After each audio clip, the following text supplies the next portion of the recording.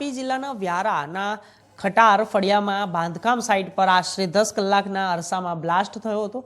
ગેસના એકથી વધુ બાટલાઓ ફાટતા આસપાસના વિસ્તારોમાં અફરાતફરી મચી ગઈ હતી।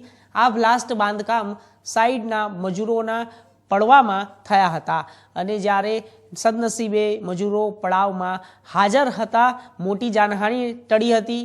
વ્યારાના ખટાર ફળિયામાં સવારે આશરે 10 કલાકના અરસામાં બાંધકામ સાઇટના મજૂરોના પડાવમાં બ્લાસ્ટ થયા હતા અને જેમાં આશરે 10થી વધુ કાચા મકાનોમાં આગની ઝપેટમાં આવતા કાચા મકાનોમાં ભારે નુકસાન થયું હતું અને આ બ્લાસ્ટ ગેસના બાટલાઓમાં થયું હતું ને હજુ બ્લાસ્ટ થવાનું કારણ અકબંધ છે। હાલ વ્યારા ફાયરના જવાનોએ આગ પર કાબુ મેળવ્યો, પરંતુ મજૂરોના 10 જેટલા કાચા મકાનો પડાવમાંથી 20થી વધુ ગેસના બાટલાઓ મળી આવતા અનેક તર્ક વિતર્કો સર્જાઈ રહ્યા છે અને સંબંધિત વિભાગે આગ લાગવાના કારણોની સાથે આટલી મોટી સંખ્યામાં ગેસના બાટલાઓ આવ્યા ક્યાંથી એ બાબતની તપાસ પણ કરે છે તે જરૂરી બન્યું છે।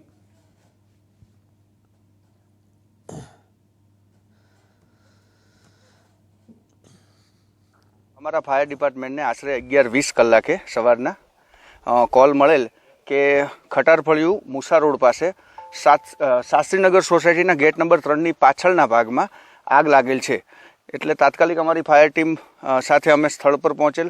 આવીને જોયેલું તો આગ થોડીક વિકરાળ હતી।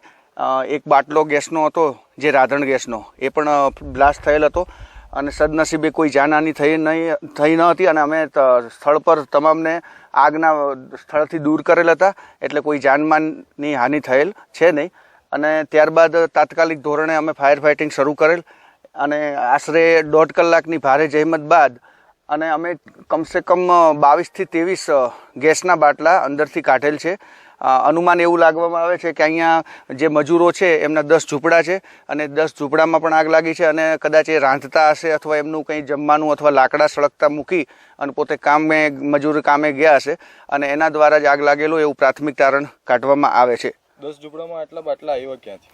હવે એ જ પ્રશ્ન છે કે આટલા બધા બોટલ ક્યાંથી આવ્યા, કારણ કે 22થી 24 ગેસના બોટલ આટલા નાના ઝૂંપડામાં હોવા એ વિચારવા જેવી વાત છે। બીજી વાત એ છે કે કેટલા બોટલનું બ્લાસ્ટ થયું છે?